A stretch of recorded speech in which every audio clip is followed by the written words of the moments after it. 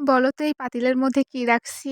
তো চলো তোমাদের দেখাই এই পাতিলের মধ্যে কি রাখছি। হ্যাঁ, আমাদের বাড়িতে কিন্তু প্রায় বাড়িতেই এখন এই সময়টা এরকম পাতিলে করে মাছ রাখা হয়। কেন জানো? এইটাকে বলে জিয়ালা। আমরা গ্রামের মানুষ কিন্তু এখনো এইভাবে মাছ রেখে দিই।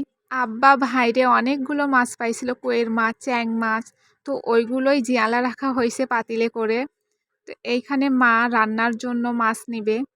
প্রথমে মা মাছগুলো ধরতে পারতেছিল না, তাই জন্য পানিগুলো আলাদা করলো। এই দেখো পাতিলের মধ্যে মাছগুলো সবগুলোই কিন্তু জীবিত আছে আর ভালো আছে।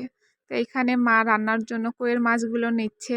এখন হচ্ছে বর্ষাকাল, তো আমাদের যেহেতু নিচু এলাকা, চারদিকে পানিয়ে ডুবে গেছে।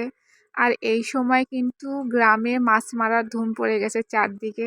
বন্যার সময়টা যেমন একদিক দিয়ে ভালোও লাগে আর একদিক দিয়ে খারাপও লাগে। আমাদের যেহেতু নিচু এলাকা, একটু বৃষ্টি হলেই চারদিক পানিতে ডুবে যায়।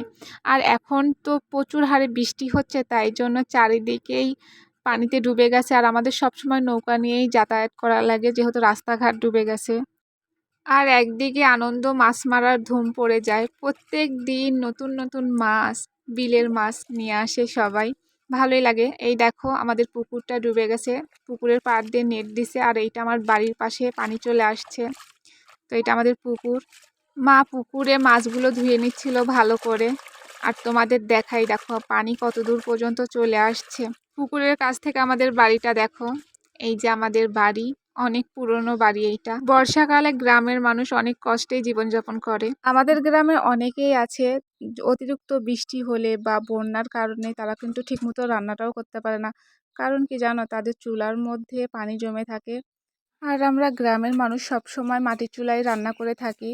গ্যাসের চুলার রান্না তেমন স্বাদ হয় না, খেতেও পারি না। তো হাজার কষ্ট হলেও মাটির চুলায় রান্না করতে হয়। তো কথা বলতে বলতে দেখো আমাদের মাছ ভাজা শেষ। এখানে আমি আর মা মিলে কাজ করছিলাম, মানে রান্না করছিলাম। এইগুলো কিন্তু একদম দেশি কইয়ের মাছ। আর কইয়ের মাছ আমার ভাজি খেতেই বেশি ভালো লাগে রান্নার থেকে। আর আমরা গ্রামের মানুষ খুব সাধারণভাবে কিন্তু রান্না করে থাকি। বেশি মশলা বা অতিরিক্ত কোনো মশলা ব্যবহার করি না। ঘরে যেগুলো থাকে ওগুলো দিয়েই রান্না করে থাকি। আর এইটাই কিন্তু খেতে অসাধারণ হয়। গ্রামের মানুষের রান্নাবান্না খুব সাধারণ সাদামাটা, তো এইটাও খেতে কিন্তু অনেক ভালো হয়। তাই দেখো আমাদের তরকারিটা কষানো শেষ। মশলাটা কষায় নেওয়ার পর কচুটা দিয়ে একটু কষায় নেওয়া হয়েছে। তো কচু যখন সিদ্ধ হয়ে গেছে, তখন এর মধ্যে একটু পানি দিয়ে কইয়ের মাছ দিয়ে ঢেকে রান্না করতে হবে। তো এর মধ্যে চলো তোমাদের দেখাই আমাদের বন্যার পরিস্থিতি।